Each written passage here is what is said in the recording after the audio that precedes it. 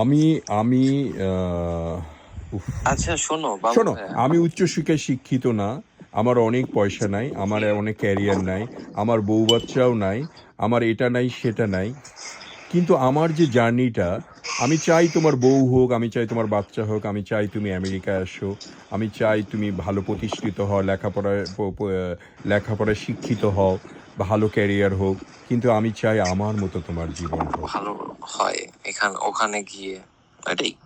না, না, না, না, তুমি বুঝলা না বাছাধন। এটার মানে হচ্ছে যে আমার জীবনে আমি সন্তুষ্ট, আমার জীবনের আজকের এই পরিস্থিতিতে আমি বলতেছি আলহামদুলিল্লাহ, আলহামদুলিল্লাহ, আলহামদুলিল্লাহ। আল্লাহ আমাকে যেভাবেই রেখেছে আমি তাতেই খুশি, আমি তাতেই সন্তুষ্ট। আমি না বাহ, হই খুব হুমায়ুন ভালো, ফরিদী, সুন্দর।